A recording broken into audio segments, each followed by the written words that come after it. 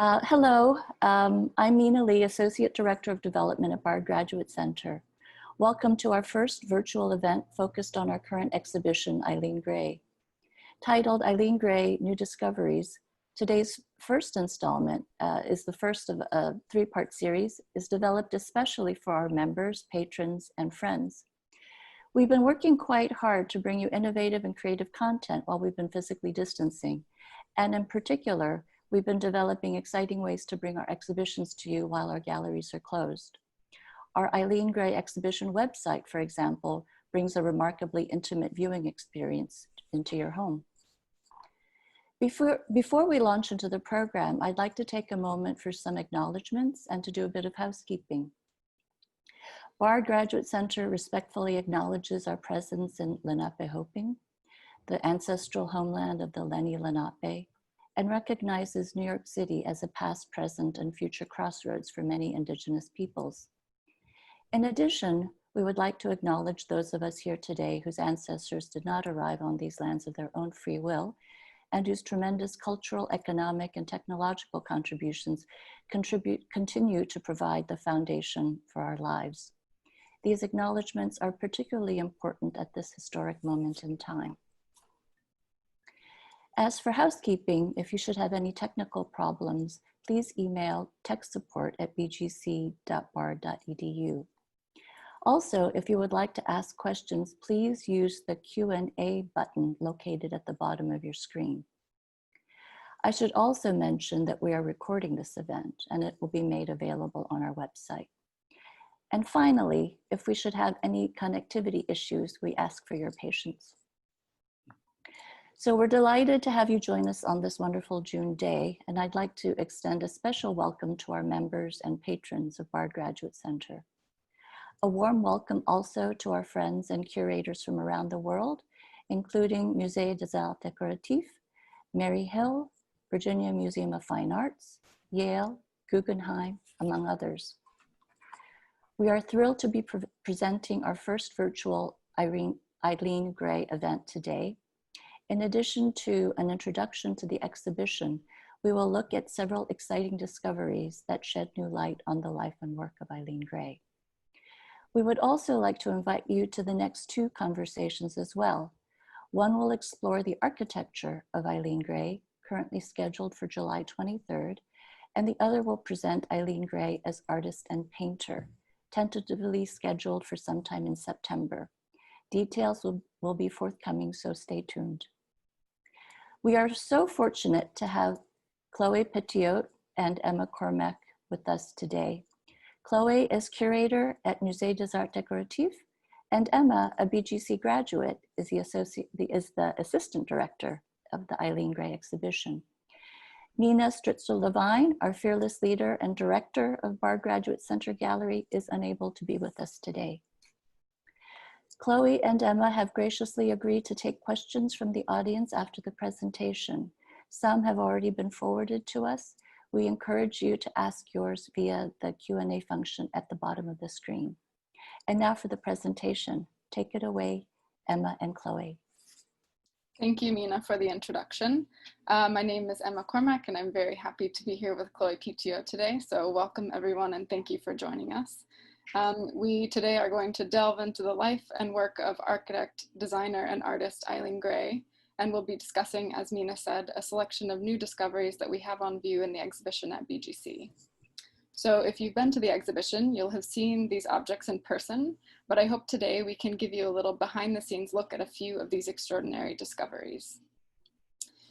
In 3 floors at BGC, the exhibition discusses Gray as a multifaceted designer, architect, and artist working in many different mediums. This Eileen Gray exhibition follows several previous exhibitions of her work, including the show Cloé curated at the Centre Pompidou in 2013, one at the Irish Museum of Modern Art in Dublin in 2013-2014, and one at MoMA in 1980. So Cloé, to get us started, can you tell us what this BGC exhibition brings to the public that's different from these previous iterations? So it's a different exhibition because it's not the same place, of course. And the exhibition in Paris was 7 years ago now. and it's a long time between two exhibitions. And with Nina Stritzler-Levin, when we met together, we wanted to do something new. And she asked me to do new researches, and she gave me the luck to go to different archives everywhere in Europe and in America, and we found a lot of new details or new big works and new discoveries. So at the end of this exhibition, we have new pieces, new links between Eileen Gray and the other artists. For example, we know better her personal life, but also personal career, and we can discover her as an artist, a painter, an architect, a designer, a thinker, a photographer.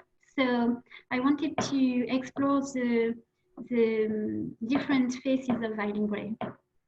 Exactly. And as you can see, what's also different about this exhibition, like Cloé said, we cover her work as artist, designer, and architect. And so we present that to the visitor right up front in the gallery. We have this wonderful timeline that really spans her whole life and her whole career. So that's one of the other unique aspects of this exhibition, is that we start on the left here with her early years in London at the Slade School of Art and her early education, artistic education, moving all the way through her design work in the 1920s and 1930s, and then later to her architectural work later in the century. So one of the other aspects of this timeline that we present to visitors up front is the many social circles that Eileen Gray worked and moved in. So she had many friends and many acquaintances, and most of them were artists, writers, choreographers, dancers. And so Cloé, maybe you can speak. You see here, Rodin was one of her acquaintances. And so Cloé, you had long been doing research about both Eileen Gray and Rodin. At what point did your research cross and let you see the connection between the two? I think the first connection with Rodin was it was now maybe 9 years ago, and I understood that Rodin was not Rodin, but Eileen Gray was working with Kishizo Inagaki, the cabinet maker who was working with her, and Kishizo Inagaki was working also with Rodin. And because the major part of the archives of Eileen Gray disappeared during the Second World War, and after she burned a part of her archive, we don't have anything. In fact, there is a lot of holes in the life of Eileen Gray. So to do my research, I decided to go in satellite archives to see if I can find something on Eileen Gray. So I went by the way of Kishizo Inagaki in Rodin archives, and I found many things, some letters and correspondences between Eileen Gray, Loie Fuller, the dancer, Gabrielle Bloch, the partner of Loie Fuller, who was a set designer, and also an American woman, an American support, Alma de Bretteville-Spreckels, who was in charge of the transport of the works of Eileen Gray and Auguste Rodin for the international exhibition in San Francisco in 1915. So I knew that some works of Eileen Gray and Rodin traveled together the Atlantic after to go to San Francisco. And because it was during the war, I see in the letters that the works never came back to Paris, to Europe. So for 8 years, I wanted to find those pieces. I was sure that they were in America, but I didn't know where. So I did a lot of genealogy to try to find the son or the daughter of Alma de Bretteville-Spreckels, and it was really difficult. And I found some interesting things in Washington in the Smithsonian Archives on Alma de Bretteville-Spreckels. And at this time, I did the connection with Samuel Hill and with the Mary Hill Museum. And in Mary Hill, I found a sculpture, the Danaid, and in a letter that Eileen Gray wrote in 1902, she said that she wanted to buy a Danaid, and she bought the Danaid, and she said that this sculpture will be an example for her and for whole of life. So you could see here this sculpture, and I wanted to present it just near a drawing that she did when she was at the Slade School, probably, or in the Académie Colarossi or Julian. We don't know exactly. This nude is in National Museum of Ireland in Dublin. And the beginning of the exhibition was like that, to explain how Eileen Gray was, before everything, an artist and a drawer, a painter. Mm-hmm. And when Nina Stritter-Levin went to Mary Hill, because it was so far for me from Paris, we discovered a new panel of lacquer. So maybe, Emma, you can explain what is Mary Hill, because it's the end of the world. Yes. So if you go back one slide, you can see Mary Hill Museum of Art in these photos here. It's located on a remote site of more than 5,000 acres that overlooks the scenic Columbia River Gorge, which is what you see on the left here. It's in the southern part of Washington State, about 100 miles east of Portland, Oregon. So Chloe, you already mentioned Samuel Hill. He is the man who founded the museum, and he was a good friend of Loie Fuller. So it's this complicated network of friends and acquaintances that Chloe, you really had to untangle to find this new discovery of the Mountebanks panel. So yes, like looking at these photos, you can really see how far removed it is from, you know, Eileen Gray's, her apartment in Paris, that really we saw how her work traveled across the globe and formed these connections. Yes, and what we found here was better than what we think, in fact, because it is very rare to find a panel of lacquer of Eileen Gray, because it was very, very long to do lacquer. She opened a studio with Seizo Sugawara in 1909, and the first piece we know of her is maybe from 1913, and this one was really unknown. When we discovered it, it's a big panel for a panel of lacquer, and we could see this procession of people, and it's a mixed technique between lacquer and plaster, because it's impossible to do white lacquer, so she used plaster, and we can see on the panel that the faces of people disappeared, because plaster is not so... It doesn't survive as well as lacquer. So you'll see in the chat now, if you're watching, that a link just popped up. So if you'd like to follow along and look very closely at the details of the Mary Hill panel, you can click the link. You may need to click view options at the top of your screen and say exit full screen, but you can zoom in very closely and see the really very intricate details that Eileen Gray was able to achieve in lacquer. And also it was very interesting to find this panel, because after 1914, she decided to move to abstraction. So to find a figurative panel, a new figurative panel of Eileen Gray, was really a big emotion for me. And I had another surprise with this panel, because we decided to exhibit also another panel, Le Magicien de la Nuit, and this one that you could see here from a private collection. And thank you to the collector to loan this piece, because it's really an amazing panel with a lotus flower. And when we add the two panels with us during the hanging of the exhibition. We turned them, and on the back of them, we saw that the system to hang the two panels was the same system. So we discussed of it with Jennifer Goff, who is a specialist and the curator of Eileen Gray collection in Dublin. And we really think that two panels were in the exhibition in San Francisco.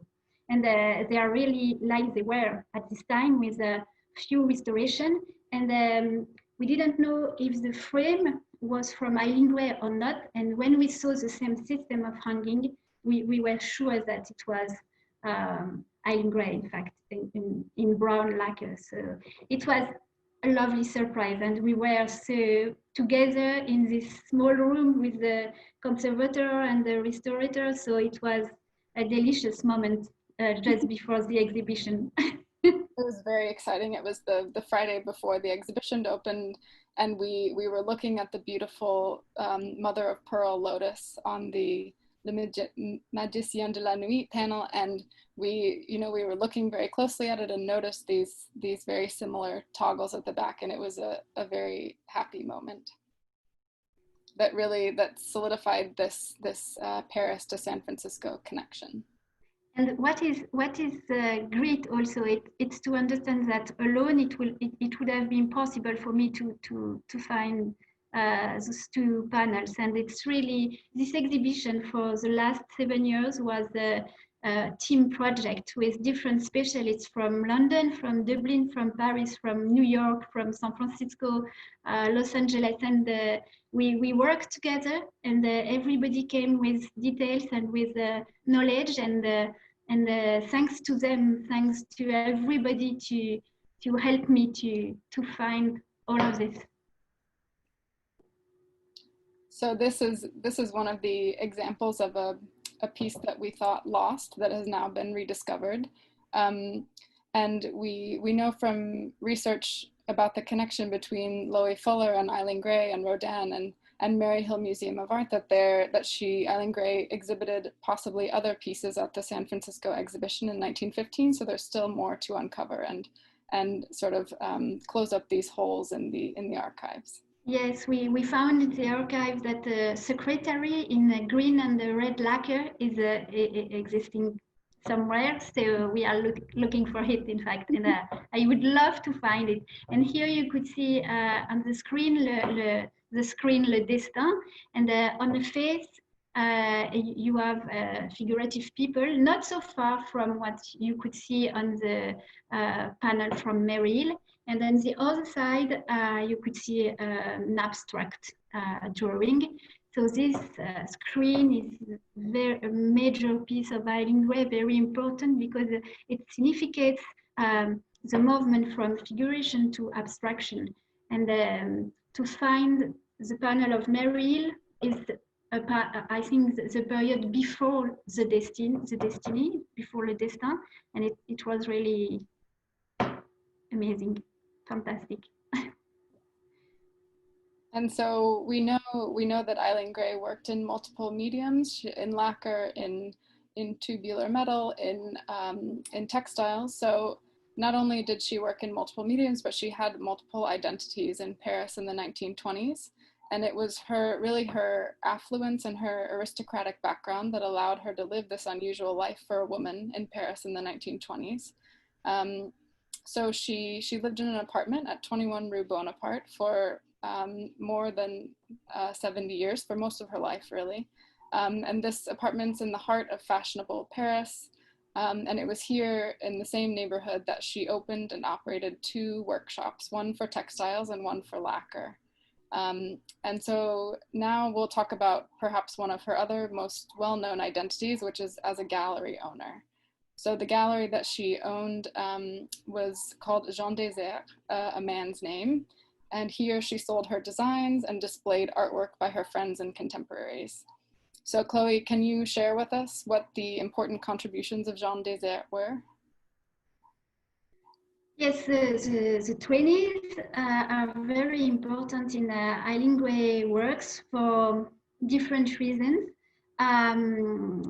She's not an architect at this moment, but she's doing interiors, she's doing lacquer, textiles, and she decided to open a shop, a gallery in Paris. And she's a woman, so it's quite new. And she chose a very fashionable neighborhood, and she decided to rebuild the facade in a spirit, or in spirit of digital movement. And I think she was closer to Dutch designer or Dutch architect than French decorator or designer at this period. And she chose for her gallery this name, Jean Désert. And thanks to Renaud Barès, maybe we have the solution why she was calling it Jean Désert. I think first I want to tell you that she was very interesting by the English movement of writer, the Imagist movement, and the Imagists were playing with the enigma, and Eileen Ray decided, I don't know if it wants to joke, but she put a lot of enigma in a work, and everywhere in architecture, in the title of carpets or in the drawings of carpets, it's like an enigma. And we are a lot of researchers now to try to find the solution, what she let us to understand about her works. And Jean Désert, so she was close to Jean Badovici, who was a Romanian architect. She met him in the beginning of the 20s, and Jean Badovici was the editor of the modernist review magazine L'Architecture Vivante. So maybe the Jean is the Jean of Jean Badovici. Désert, she went to the desert in 1905 and also after in 1908 in North Africa to learn to work with textile. But thanks to Renaud Barès, a French architect and researcher on Eileen Ray, Renaud found a book of Jean de la Ville de Miremont, a French writer, called Les Dimanches de Jean Désert, the Sunday of Jean Désert. And in these books, it's published in 1914, just before the departure of Eileen Ray to London, when she moved because of the war. And this book is explaining a story where a man who is working in the French administration, very boring French administration, and he's waiting for the Sunday to go through Paris and through the gallery and art, and Jean Désert of Jean de la Ville de Miremont is living not so far from the apartment of Eileen Ray. So we are quite sure that there is a link between this book and the shop, but we don't know if Eileen Ray was in contact with Jean de la Ville de Miremont. We don't know. We have to continue to find. And in this shop, she was she had different clients: American clients, French and British clients. Essentially, a lot of artists. For example, Damia, Isadora Duncan's dancer. Also, the couple Romaine Brooks and Natalie Clifford Barnet, the American painter Romaine Brooks.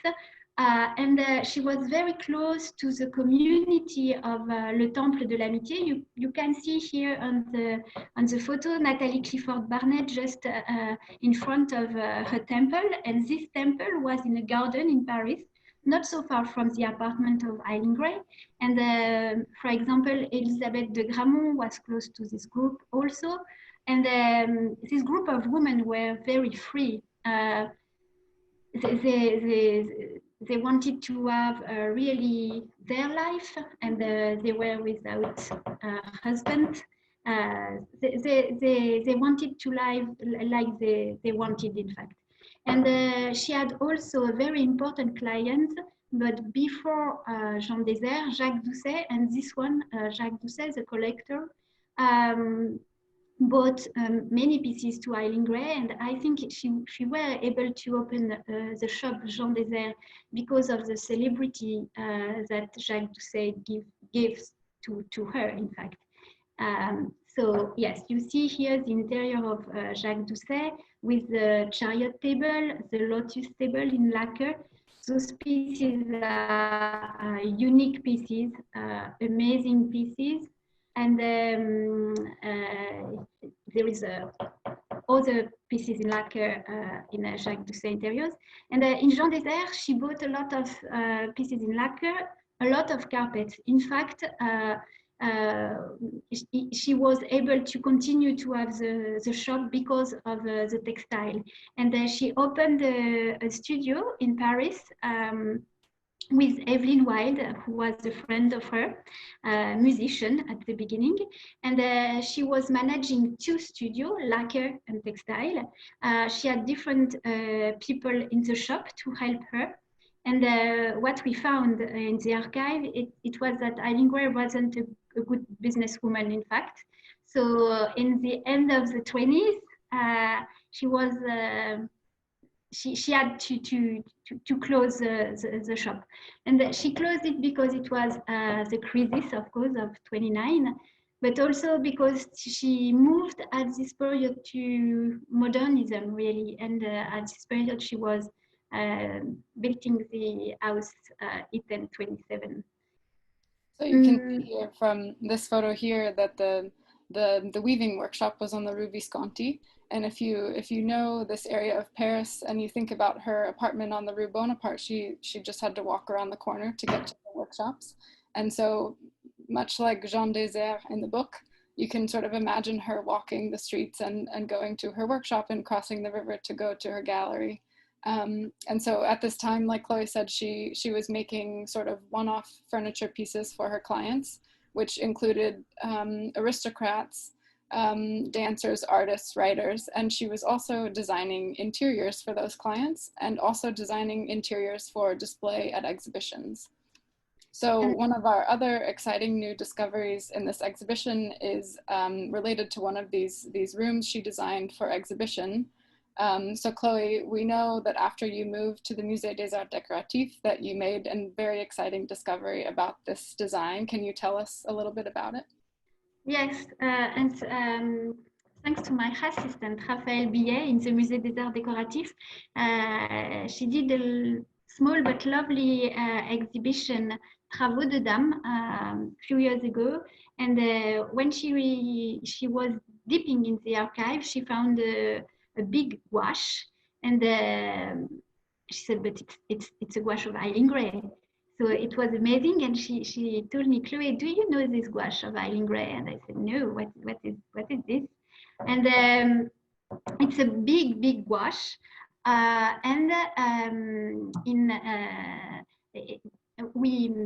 maybe you can go on the other illustration just before, please, Emily. Yes, this one.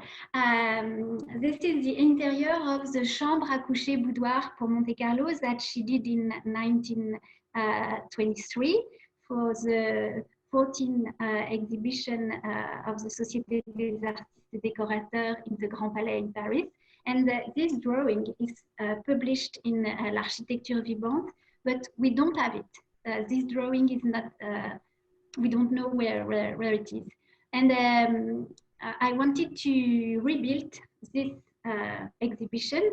So I wanted to find all the pieces. It's really difficult to do that. So we found some of them, and we put them in the exhibition. So I was so happy to see the white block screen, the lantern, the also rocket lamp, the banquet. And when you are going on the left of the drawing, you could see a right armchair and this rectangle, the black rectangle here, vertical rectangle.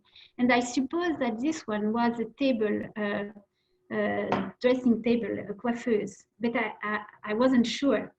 And when I saw the drawing in the Musée des Arts Décoratifs, I said, but it is the other part of the Boudoir Monte Carlo. So now we can go on it. And here it was signed Eileen Gray with her address.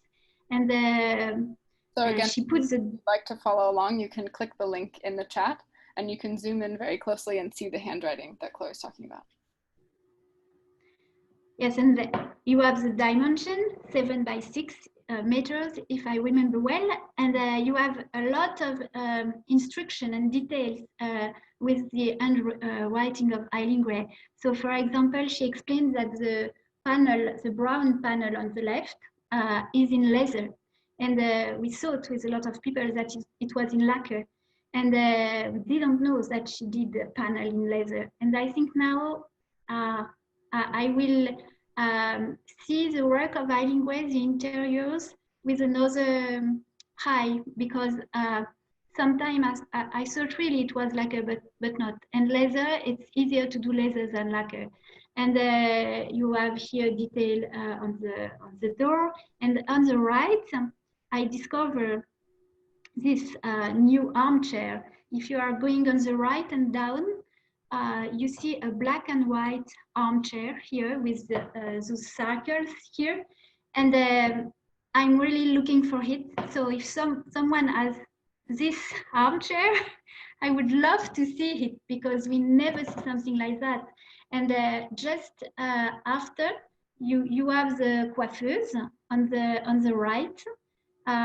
So the coiffeuse I saw in the mirror in the other illustration, and this coiffeuse is also in this exhibition.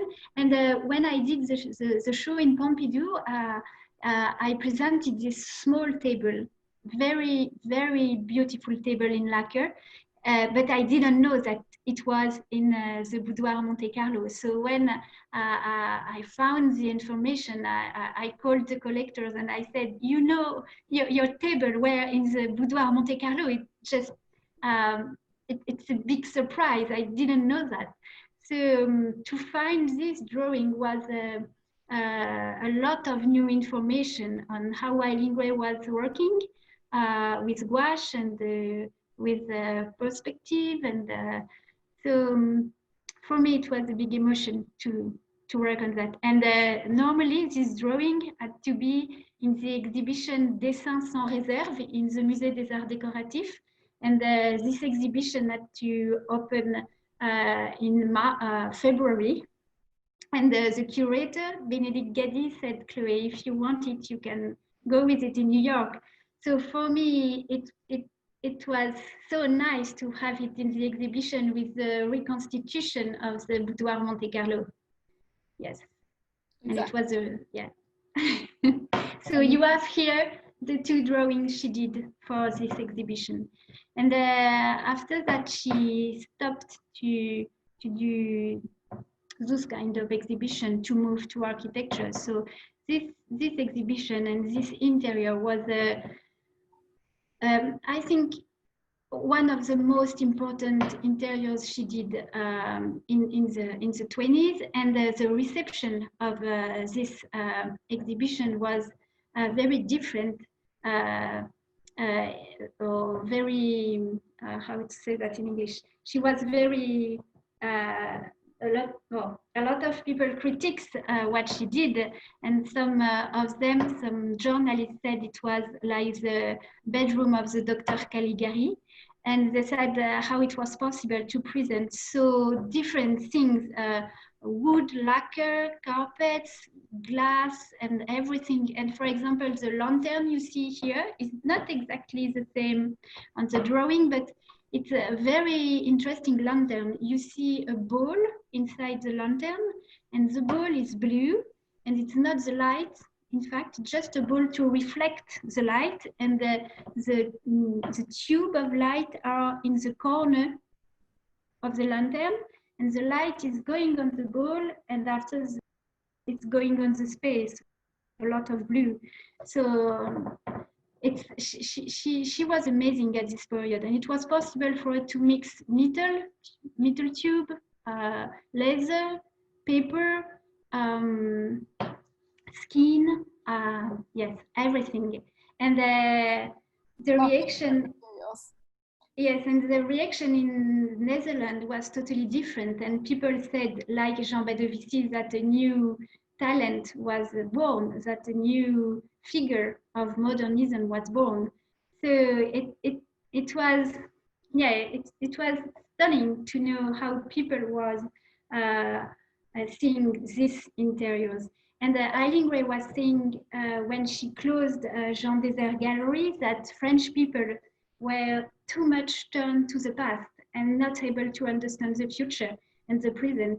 And she said, I have nothing to do here in Paris, in fact, because nobody can understand me. So, and yeah. The reception, so French people saw Monte Carlo and they said it was something like a nightmare, and they did not respond well to it at all.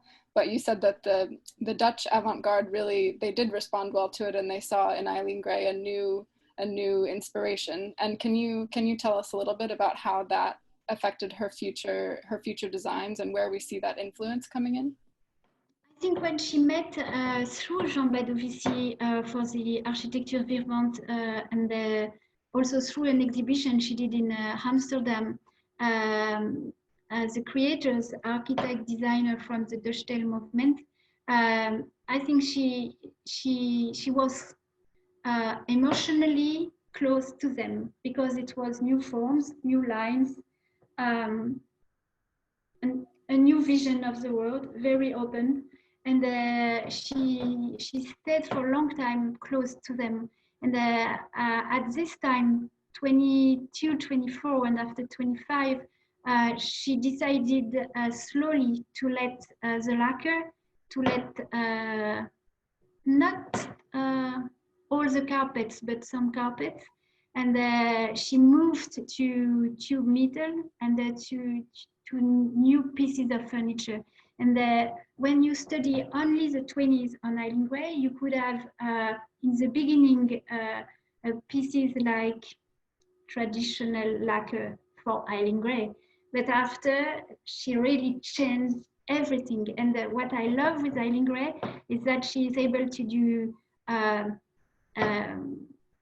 modern table like this one, the Dutch table, the carpet going with it, but also the small tea tables that you saw just in the beginning of the slideshow.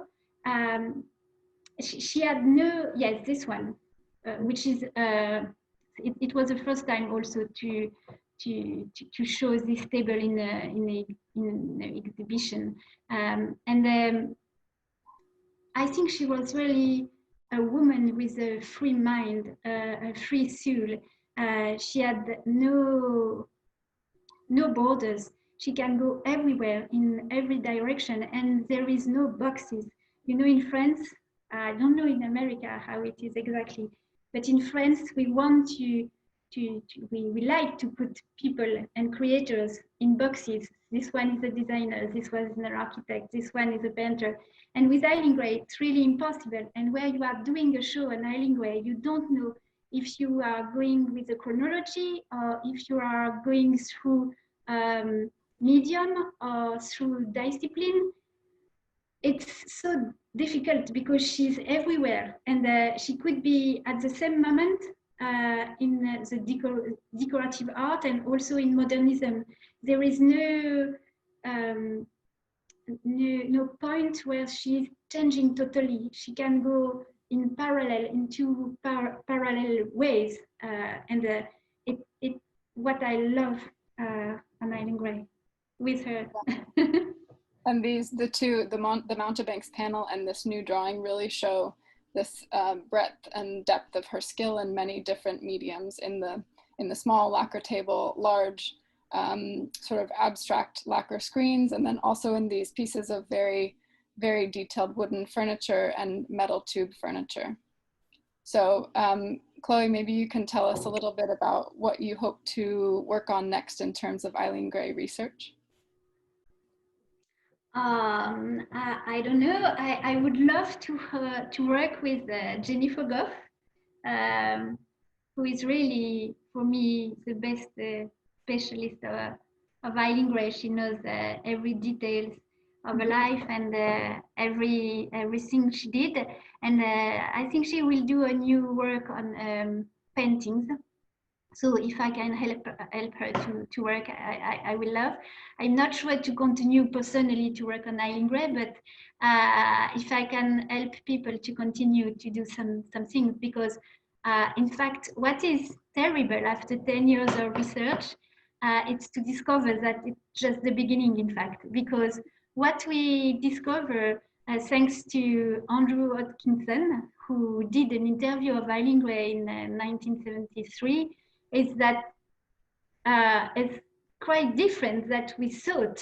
And it's very interesting to see that what we were thinking and was in fact totally faux. I don't know in English. False. Yes, and that is the research, in fact, how to begin again and again and again. And I think if a student wants to do PhD on paintings, for example, or photographies, or some period of architecture, for example, or on lacquer, on textiles, it's a world. And I think we have many years we need many years to explore totally the world of Eileen Gray. And for example, here on this slide, you could see small photographies we found just a few weeks before the opening of the show. We knew those photographies, but there's a publication of them, not really the work, the photographies on the paper.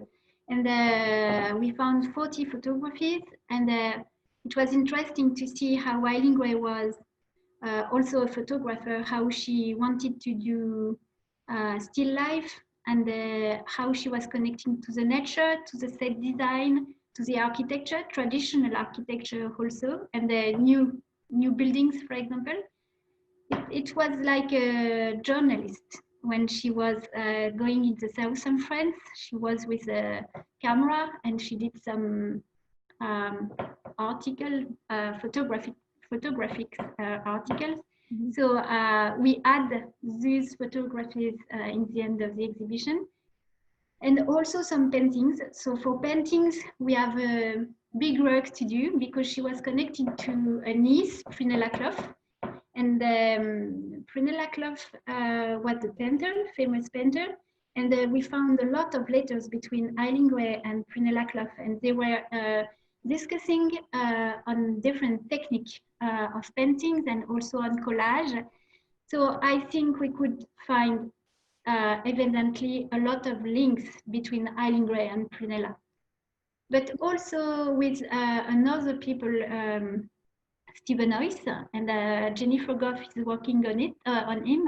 He was a painter. He moved to Dominique, and he was living there, and he sent a lot of paintings he did to Eileen Gray. And Eileen Gray was also close to Percy Wyndham Lewis, who was the creator of Vorticism.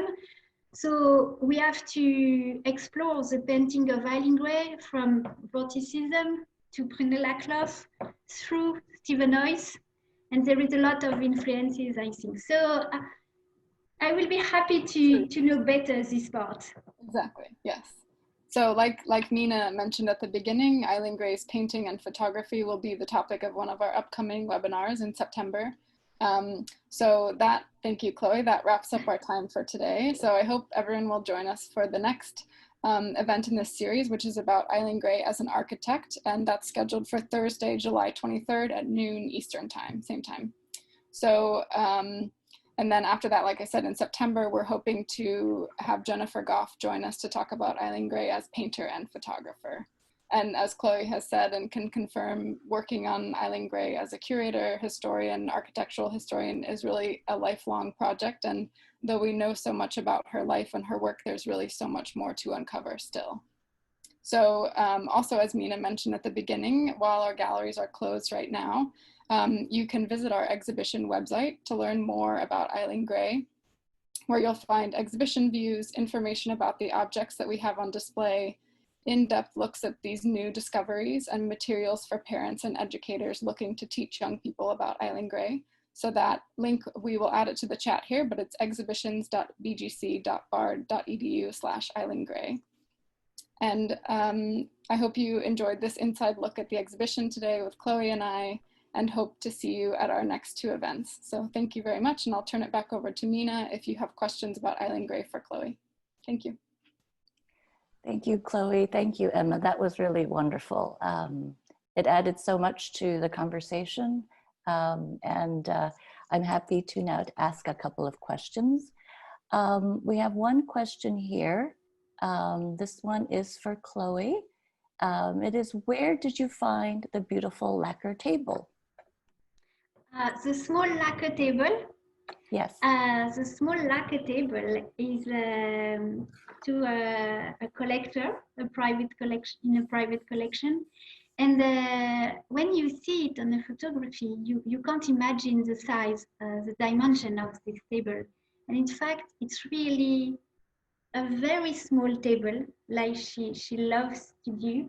The furniture of Eileen Gray has a very small size. And she did it because if you have small pieces of furniture, the space is coming feels larger, larger, yes. Yes. And the particularity of this table is that she's building in 2 parts. You can take the plate on the top, and you can put some tea on it, and it's really the beginning of what she did in E1027. In the Villa E1027, she did a table with a handle, and it was possible to move with the table. Here you could move only with the top of the table. But it's at this period really the premise, we say in French, the just beginning of the spirit of modernist architecture on Eileen Gray. Yes, on this table you have the handle, and also the round table, the other one, yes, this one, the black one, the table 827. And everything is very light. It's easy to move with the pieces of Eileen Gray. It's like a dance between the piece and the body, in fact. And it's what I love on Eileen Gray. And this small table in lacquer is in a special technique. It's a mix between lacquer, scratch lacquer, and she put also some sheet of gold or silver. So she was mixing a lot of things. And I worked with Anne Jacquin, a French lacquer conservator, and she explained me that Eileen Gray was very classical with Japanese lacquer and Chinese lacquer. She learned it with D. Charles in London, and after with Seizo Sugawara. And with Seizo Sugawara, she moved to another form of lacquer, more modern. But on Eileen Gray, it's not only modern. It's really a mix between classical and modern techniques, in fact. Yes. And we have lots of information about Eileen Gray's lacquer work from a notebook that she kept about her experiments and her process learning it. And there's a wonderful chapter in the exhibition catalog by Anne Jacquin about the many different techniques that Eileen Gray used in her decorative panels and screens and furniture. Thank you. Yeah, I could see the handles on the top of the tray. So that looks like a wonderful piece. Another question is, what is a coiffeuse? So a coiffeuse is for generally a woman, and you can put different things for the toilet. And normally you have a mirror with the coiffeuse, but with Eileen Gray, the mirror is disappeared. So there is only a table, and the coiffeuse we have in the Boudoir Monte Carlo is a special coiffeuse. We think that it's a rectangle. It's like a ribbon like this. And the rectangle is not a rectangle on the top. In fact, it's a trapezoidal form. And it's explain how Eileen Gray, it's explaining how Eileen Gray is playing with the forms. Nothing is parallel, nothing is right angle. Everything is disturbing the norm, in fact. She's every time crossing borders. And this is not a coiffeuse, but it's we don't know exactly. There is no names for that piece. That piece is showing also for the first time. It is coming from the collection of the gallerist Jacques Devos in Paris, and thanks to him to loan this piece, this amazing piece. It's a cabinet that you could open on different sides of the piece, and it's really like the vorticism of Percy Wyndham Lewis. It's like a big vortex, and she put on it different clauses. And when we did the photography from the top of the pieces of furniture, you could see it on the right down, and it's just amazing to imagine this kind of piece. And we see that also in the furniture of the Villa E1027. There is a lot of axis in her pieces of furniture, and she's playing with the axis. She's this-axis everything. And you have another cabinet here just after the black table. This one, it's the same system of the cabinet you see before, but the drawers are going only in one way, and in the other cabinet it's two axes, two way, and that is very clever. She was very sensitive and very clever with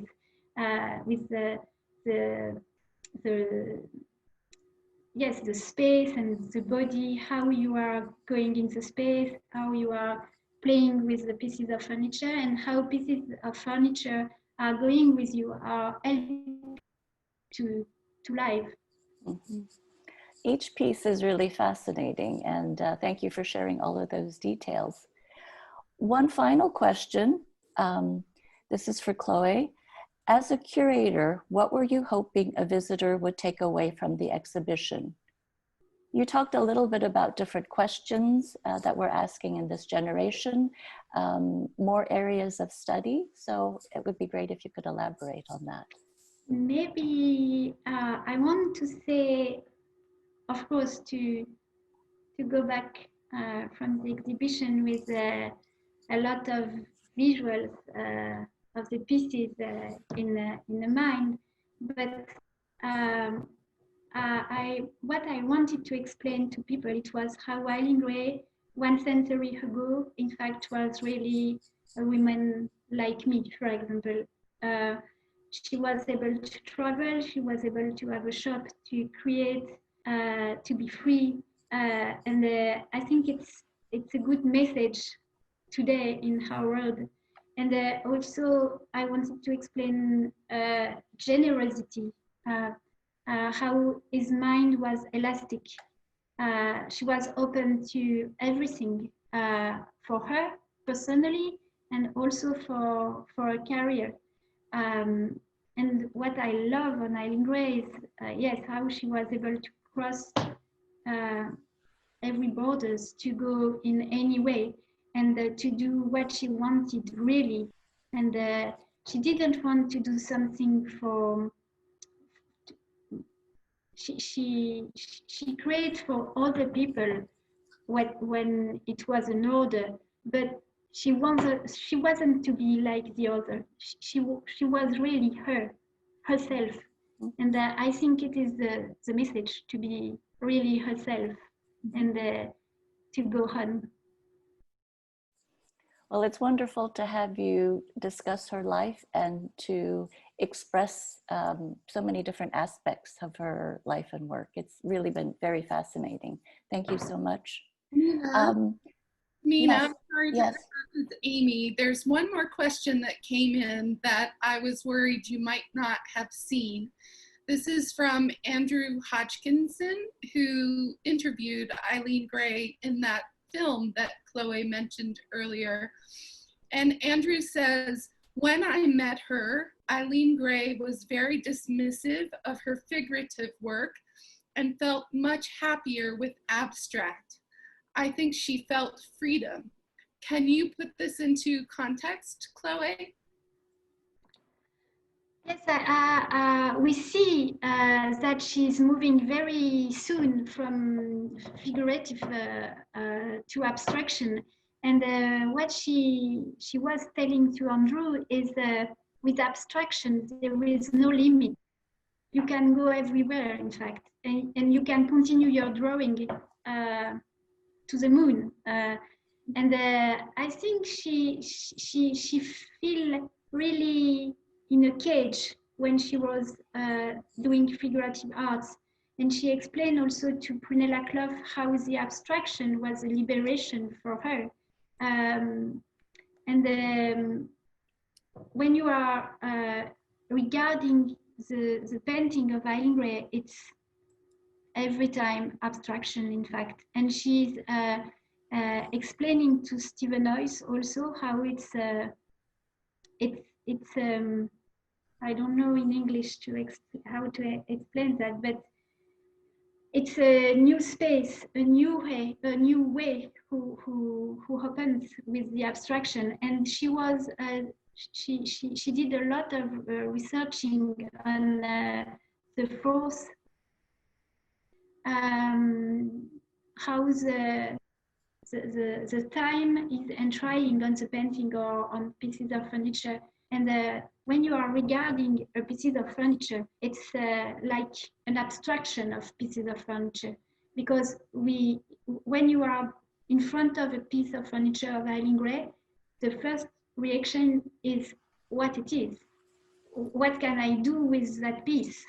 Is it a table? Is it a chair? How to use it? How it is moving? So for me, it's like an abstraction of furniture, and it's really connected to a mind and a freedom, I think. Beautifully put. Thank you so much.